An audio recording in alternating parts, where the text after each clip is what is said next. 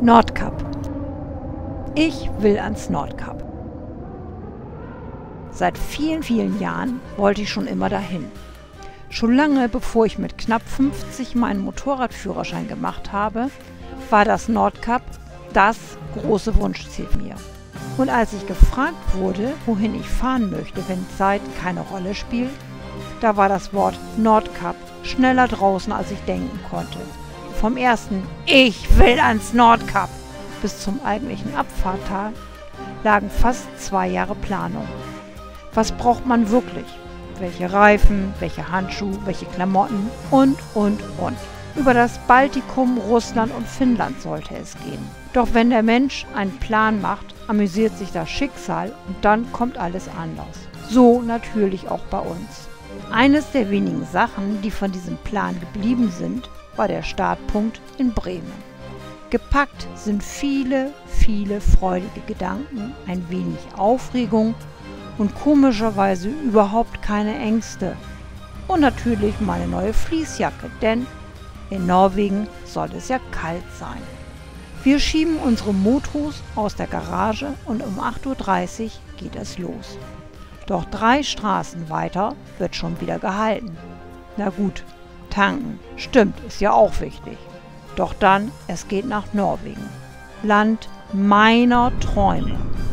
Den Globus am Nordkap anfassen. In den letzten Monaten habe ich Bilder und Filme von anderen Reisen gesehen. Ich hatte das Gefühl, überall war Norwegen, ob im Fernsehen, Zeitschriften oder im Radio. Aber dieses Phänomen gibt es ja immer. Bekommt man ein Kind, sieht man plötzlich überall Schwangere und Kinderwagen. Doch nun sind es keine Berichte, sondern ich bin selbst auf dem Weg dahin. Keine Ahnung, wie lange das alles dauern wird, bis wir da sind. Aber wir haben ja Zeit. Der Weg ist das Ziel. Naja, und der Globus. Ich freue mich auf den Moment, auf den Weg. Mein Mann eher auf die Grenzerfahrung, die Herausforderung. Bremen wird kleiner, verschwindet hinter uns. Wir durchqueren den Elbtunnel. Kein Stau, aber sonntags sind die Straßen um diese Zeit ja sowieso leer.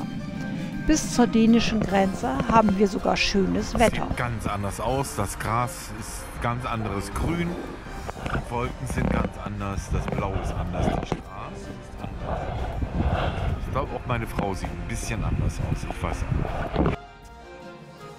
Wir machen jede Stunde eine kurze Pause zur Regeneration. Dabei lieber stehen statt sitzen, etwas essen.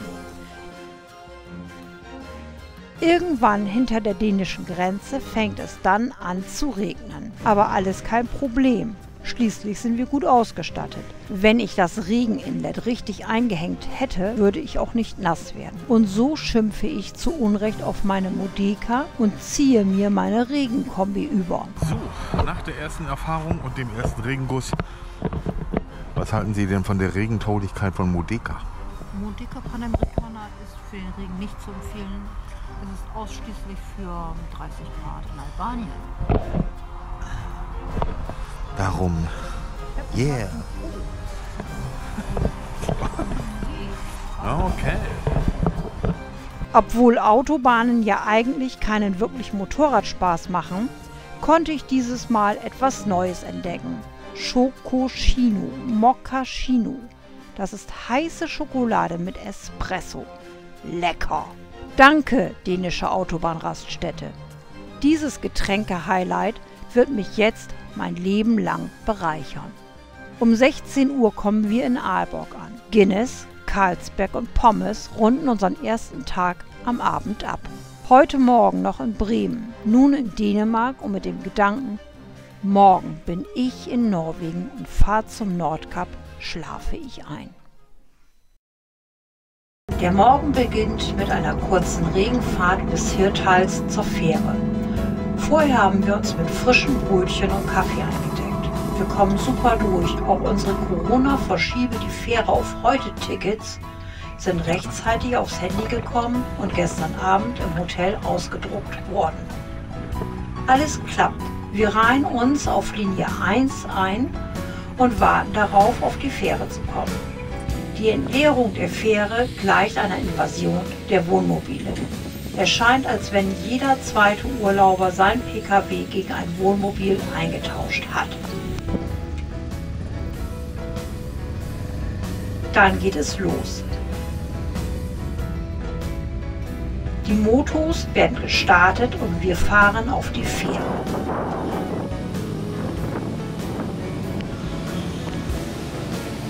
Mittlerweile gleicht die Linie 1 einem Motorradtreffen.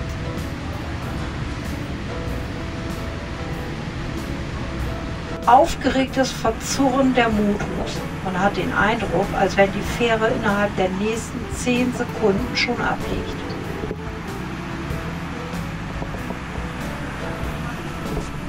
So, that's it. Aufs Passagierdeck. Es gibt ausreichend Plätze an Bord und wir richten uns auf gemütliche Stunden ein. Unsere mitgebrachten Brötchen überleben nicht lange und nach kurzer Zeit machen wir trotz Kaffee ein Powernapping. Norwegen naht. Wir gehen mit allen anderen in den Bauch der Fähre und bringen unsere Motos in Stellung. Dann geht es los.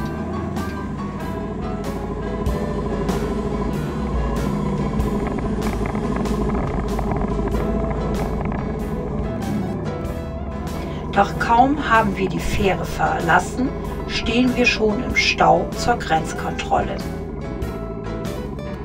Covid-Zertifikate und Reisedokumente werden geprüft. Wir sind in Norwegen! Und dann sind wir offiziell in Norwegen angekommen und brausen los in Richtung Skien.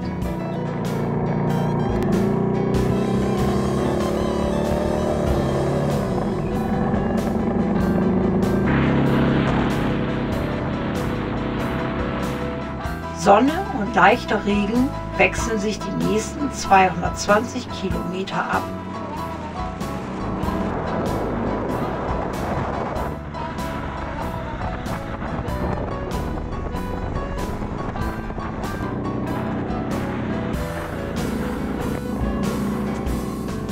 Dann erreichen wir Skien.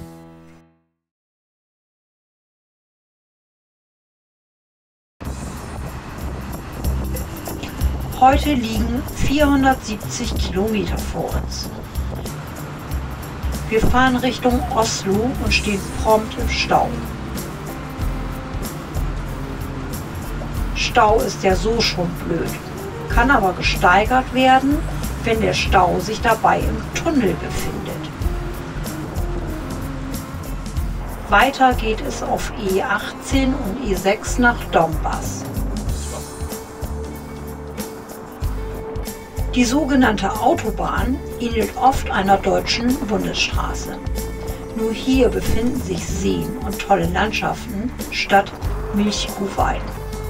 Kleine und größere Flüsse und Bäche säumen oft unseren Weg.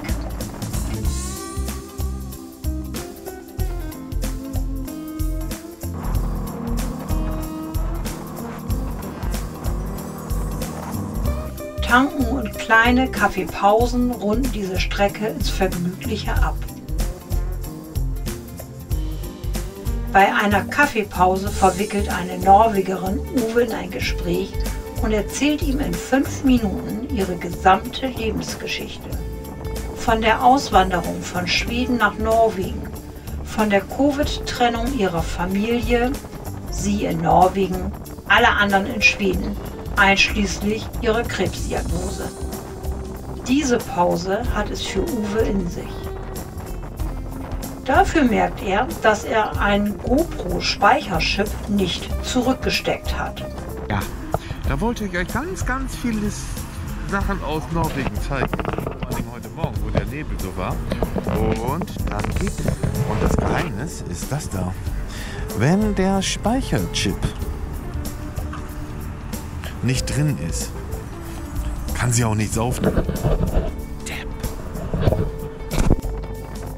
Die Wetterlage diktiert uns für die nächsten Tage kein Zeltwetter und so beschließen wir im Jugendhaus Donbass unterzukommen.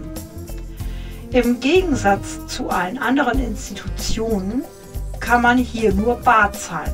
So musste Uwe noch einmal los zum Geldautomaten. Dafür versprüht das Jugendhaus Dombas allerdings den Charme einer Jugendherberge aus den 70ern. Die Preise sind zum Ausgleich aber definitiv aus 2021.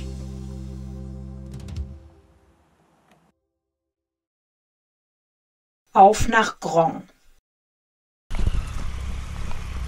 Ich steige in die Regenkombi und mümmel meinen Körper ein. Deine Brille?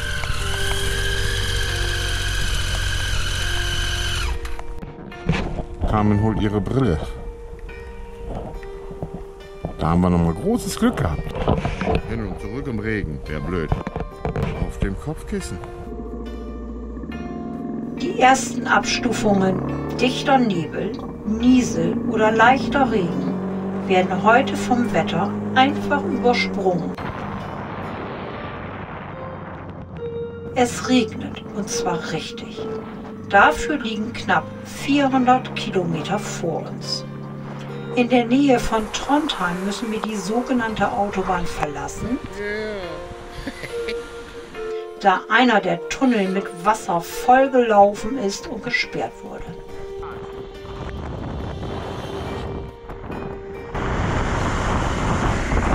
Korrektur 8 Grad.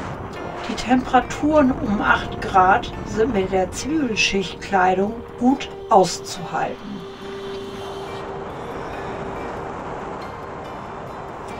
Die E6 ähnelt immer häufiger einer schönen Landstraße als einer Autobahn. Die Landschaft ändert sich stetig, der Regen nicht. Plötzlich geht Uwes Elisabeth mitten in der Fahrt aus.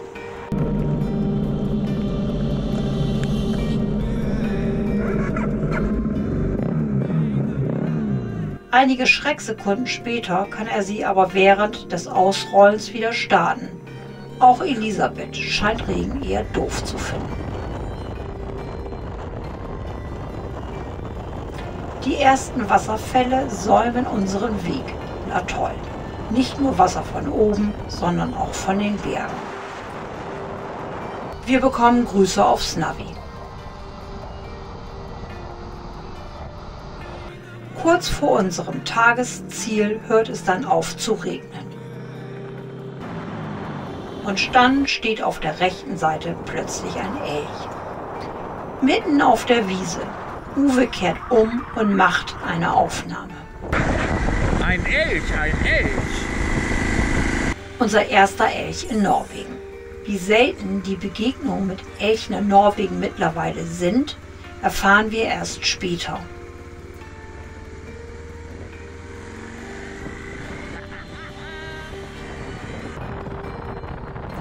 In Groń sehen wir ein Hotel. Die Rezeptionistin erklärt uns, dass sie nur noch ein Zimmer hätte. Die Hotels sind auf unserer Strecke eher dünn gesät und daher sehr hochpreisig.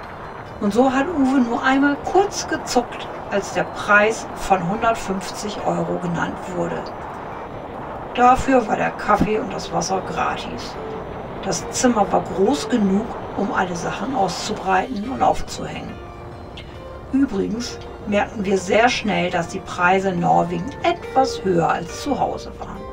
24 € für eine normale Pizza waren schon ui. Aber 9 € pro Bier sorgten dafür, dass wir nicht zu stark alkoholisiert ins Bett gingen. Bis Rognan. Alle Klamotten sind wieder trocken. Draußen regnet es noch. Also erst einmal frühstücken. Als wir losfahren, ist es gerade trocken.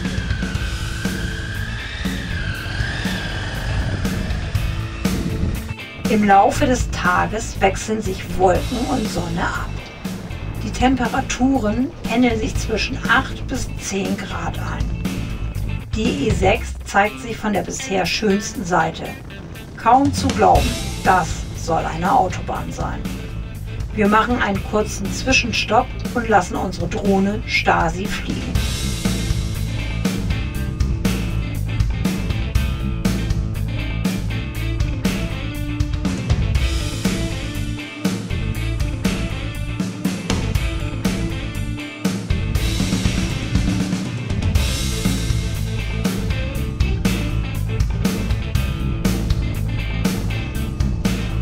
Landschaftlich hat Norwegen echt sehr viel zu bieten. Und dann kommt die Sonne raus. Endlich, das entschädigt für die letzten Regentage.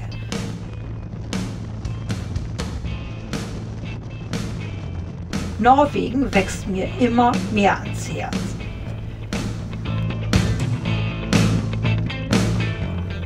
Dass die landschaftlich schönen Ecken erst noch kommen, das wissen wir aber noch nicht. Doch dazu später.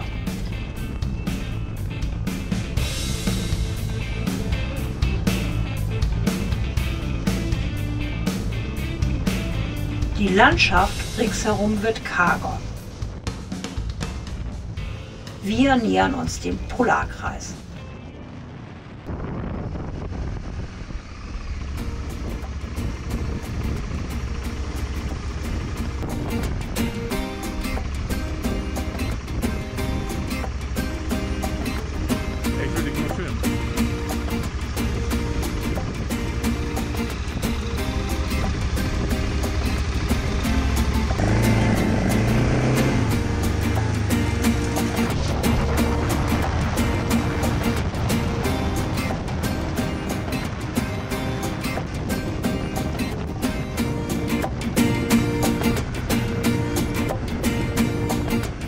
Dann sehen wir ein Motorrad mit Panne am Straßenrand.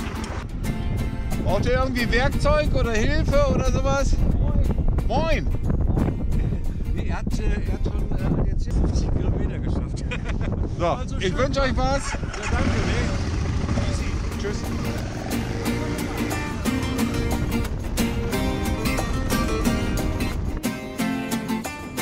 Bald sind wir am Nordkap, denke ich. Aber das ist ein Irrtum. Es sind noch 5 Tage bis dahin. Man merkt, Norwegen ist ein sehr, sehr großes Land. Weiter geht's immer der Nase nach.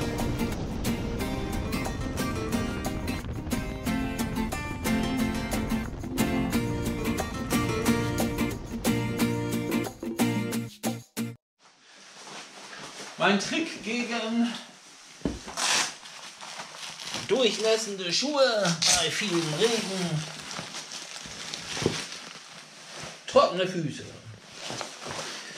Yeah. Gab sogar kostenlos an der Tankstelle. Nach Tysfjord. Wir haben heute nur 200 Kilometer vor uns. Das ist ganz gut, denn Uwe fühlt sich heute Morgen gar nicht gut. Zu früh. Trotzdem geht es weiter. Die Strecke ist wunderschön. Heute ist der erste Tunneltag. Ein Tunnel reiht sich an den nächsten. Kurze, mittlere und lange Entfernungen werden unter Tag absolviert.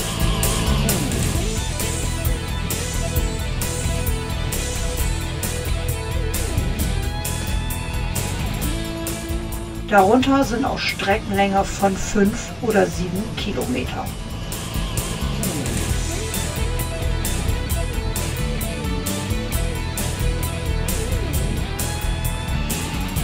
Tunnel gehören zum Straßenverkehr in Norwegen wie Ampeln in Deutschland.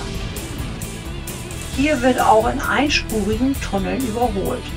Was für uns zuerst ungewohnt ist, wird am Ende des Tages zur Normalität werden.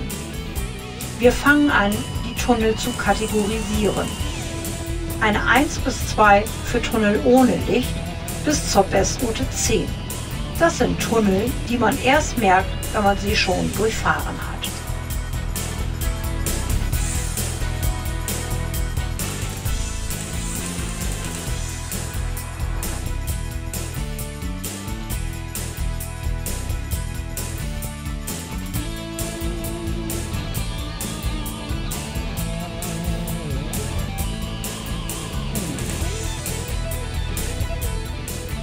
Seit Tagen suchen wir eine Tankstelle, bei der man den Reifendruck prüfen kann. Und dann endlich.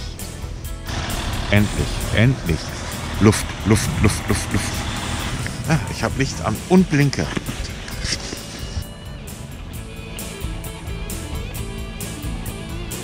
Mitten in der Einöde entdecken wir ein Relikt aus der Anfangszeit der Tankstellen.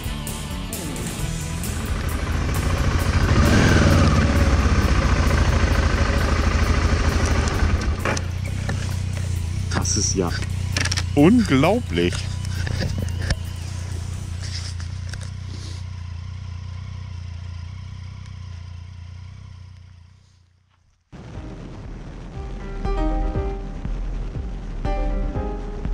Wir sind angekommen, mitten am See.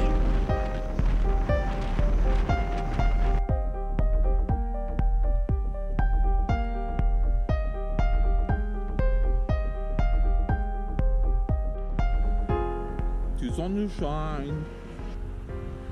Willst du noch was sagen? Das ist einfach super.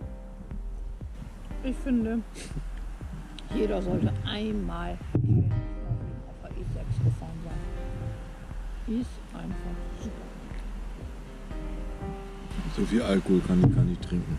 Boah, ist die positiv. Das hat sie nicht von mir. So, richtig früh unterwegs, 8:32 Uhr. Jetzt versuchen wir zur Fähre zu kommen. Und da hinten fährt die Carmen. Heute Morgen geht es quasi direkt auf die Fähre nach Bognes Richtung Tromsø. Die Überfahrt dauert eine halbe Stunde.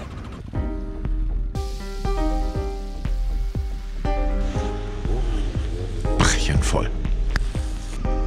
Kein Ticketverkauf, sondern Handyfoto von Nummernschild werden an Bord gemacht.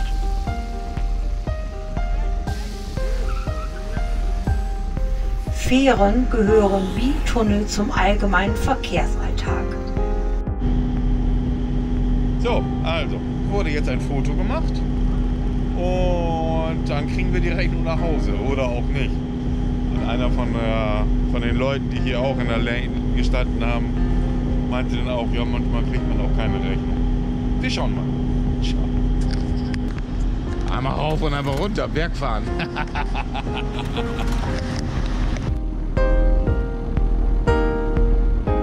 Es entschleunigt unsere Reise auf sehr, sehr angenehme Art.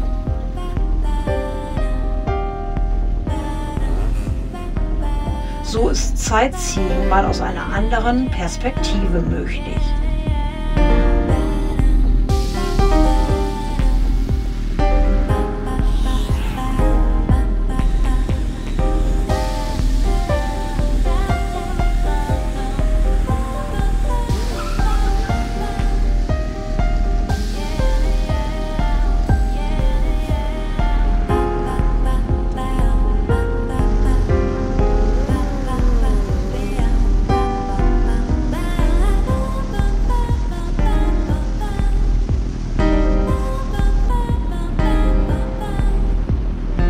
Weiter geht es. Die Landschaft ist nach wie vor sagenhaft schön. Beim Tankstopp gibt es Benzin für die Mopeds und Pölser für uns. Das Wetter schwankt zwischen bewölkt und sonnig. Wir bleiben aber zwischen 12 und 15 Grad. Wir verlassen nach Hunderten von Kilometern die E6 und wechseln auf die E8. Auch Brücken gehören zum Landschaftsbild in Norwegen. Einige Brücken sind wirklich, wirklich lang. Teilweise richtige Kunstwerke.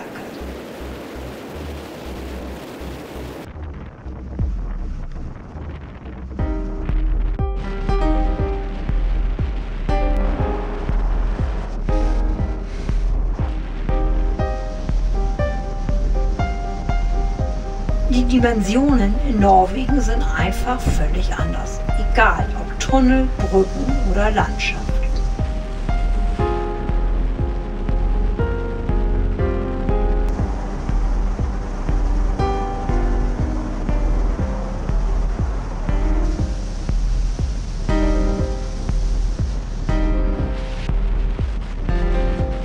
Überall lernen wir auf unserem Weg andere Menschen kennen. Einige davon sind echt auf den Hund gekommen. Kannst du jetzt im Moment nicht sehen, da ist ein Hund vorne drauf. Ja, also wenn du da rumfährst, dann kannst du das schon nicht sehen. Dann lernen wir das einzigartige Baustellensicherheitssystem der Norweger kennen. Ein Bauarbeiter hält uns an. Dann holt uns ein Safety Car ab und geleitet den Tross an der Baustelle vorbei.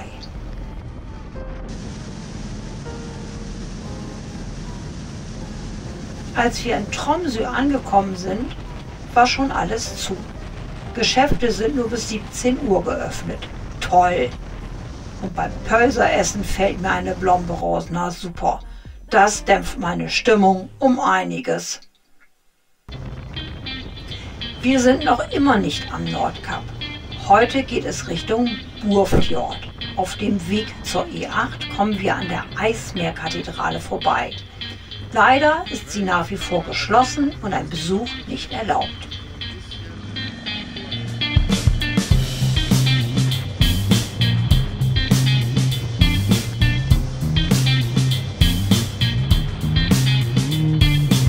Wieder werden wir durch die Baustellen geleitet und kommen nach 70 Kilometer auf die E6. Natürlich wird zwischendurch getankt und Pölser gegessen. Oh, Haua, Haua. Das muss Liebe sein. Ich bin so schlecht zum Motorrad.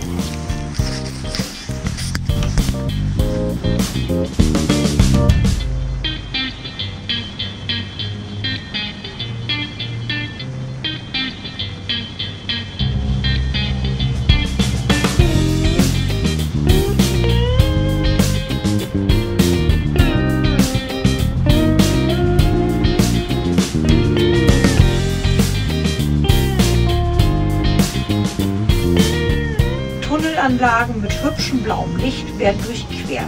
So wird wenigstens Abwechslung auf den 7 Kilometern Tunnellängen geboten.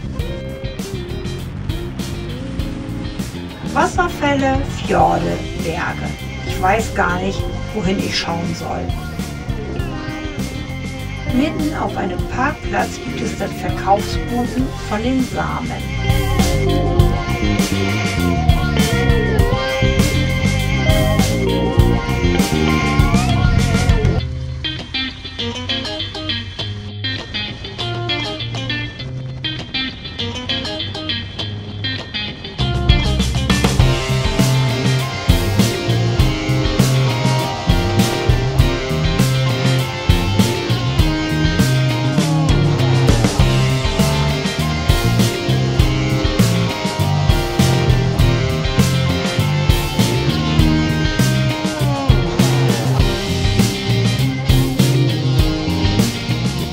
Safety Cars und Aquakulturen begleiten uns auf unserem Weg.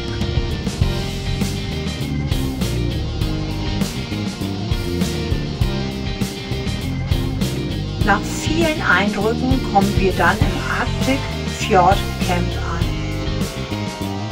Alles sieht wirklich sehr gut aus und sollten wir hier in der Gegend noch einmal landen, werden wir hier definitiv übernachten.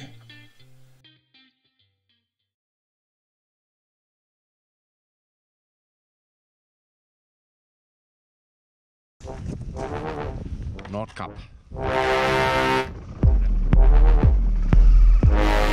Heute soll es endlich soweit sein.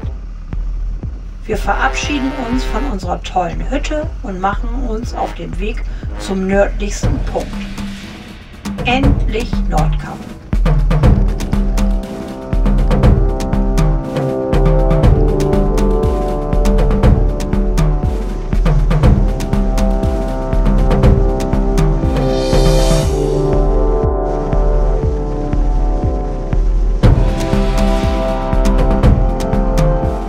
Das Nordkap ruft.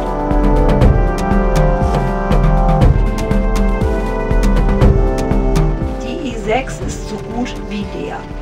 Na gut, einige Schafe säumen den Weg. Was für eine unendliche Weite dieses Land hat. Ich kann mich an Norwegen gar nicht satt sehen. Je weiter wir Richtung Norden fahren, je öfters werden die Schafe durch Rentiere abgelöst.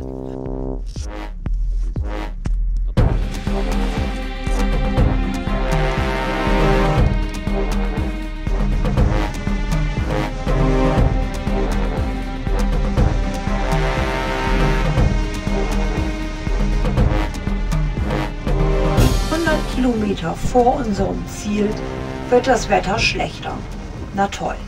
Dafür erhöht sich die Rentierdichte.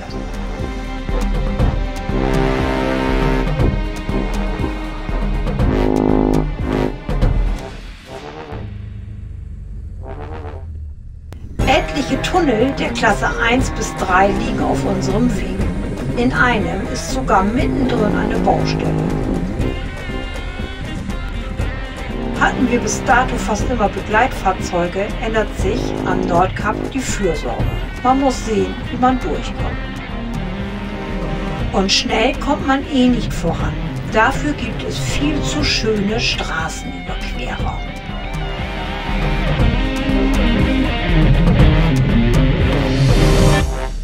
Bei gefühlten 2 Grad gelandet. Irgendwie noch 20 Kilometer. Ja. Endlich das erste Ziel. Der Campingplatz ist erreicht. Das Wetter ist wirklich nicht auf Weiterfahren. So, wir fahren jetzt doch zum Nordkap. Eigentlich hatte ich ja gedacht, dass wir erst heute Abend fahren. Trotzdem packen wir die Mopeds ab und fahren dann doch noch die letzten 19 Kilometer zum Nordkap. Es regnet immer mehr. Nebel kommt auf. Oder sind es tief hängende Wolken? Wir sehen fast nichts. Die Sicht auf der Anhöhe liegt bei 5 bis 10 Meter und wir tasten uns langsam voran. Selbst die GoPro kapituliert. Normalerweise hätten wir nicht fahren sollen. Das glaubt uns keiner. Endlich am Parkplatz angekommen und wir parken die Motos. Man kann fast nichts erkennen.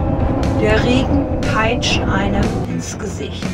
Aber dann stehe ich am Globus und bin einfach nur glücklich. Wir versuchen, Fotos zu machen. Und die kleine Videosequenz zeigt das Ausmaß des Wetters.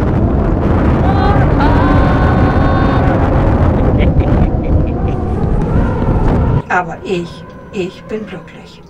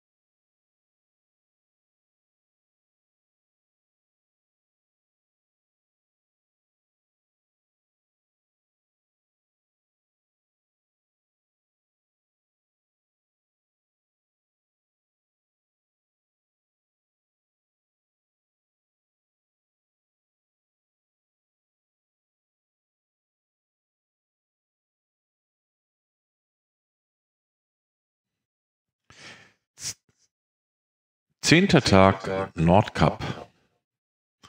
Die kleine Hütte entpuppte sich als kleines, aber völlig ausreichendes Domizil für die nächsten 2 Tage. Durch das hintere Zimmer breiten wir die nassen Klamotten überall aus und lassen sie dort trocknen. Obwohl wieder ein neues Bett, schlafen wir tief und fest. Da merkt man, wie viel Anstrengung uns der jeweilige Tag kostet.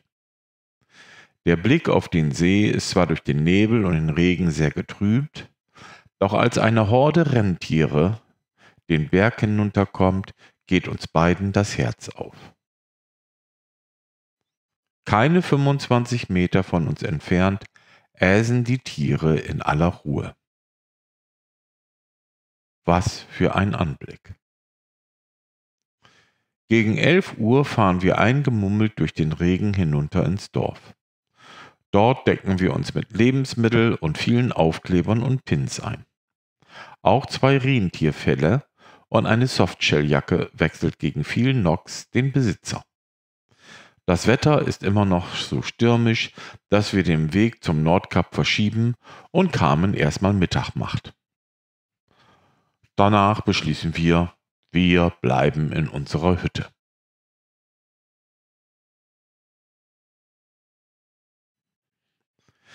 Elfter Tag Nordkap nach Storslet. 395 Kilometer. Es wird wieder Zeit, die Sachen zu packen. Die Rentiere ziehen noch einmal an uns vorbei. Bei leichtem Regen machen wir uns auf dem Weg nochmal zum Nordkap. Aber heute ist trotz des Regens die Sicht eindeutig besser. Wir sehen dieses Mal sogar das Meer, machen einige Fotos und fahren dann zum Tanken zum Honigswagen in den Souvenirshop. Uwe hatte seinen Sturmkragen dort vergessen und ohne geht es definitiv nicht. Mittlerweile ist es so gegen 11 Uhr und wir machen uns auf die nächsten 395 Kilometer nach Storslet. Das Wetter wird derweil besser. Wir sehen unglaublich viele Rentiere, fahren durch einige Tunnel und wieder durch die unbegleitete Baustelle. Mit dabei ist auch der grässlichste Tunnel Norwegens. Da dieser Tunnel in unserer Kategorie die 1 bekommt, also fast nicht beleuchtet ist, kommt uns jedes Fahrzeug mit Fernlicht entgegen. Nach 3,9 Kilometern hat das Gruseln ein Ende. Wir atmen durch und trinken erstmal Kaffee. Dann verlassen wir die E69 und sind wieder auf der E6. Die Temperaturen sind zwischen 5,5 am Nordkap, dann 7,5 und irgendwann bei 12,5 Grad. Total durchgefroren kommen wir trotzdem im Hotel an und duschen erstmal sehr lange und sehr heiß.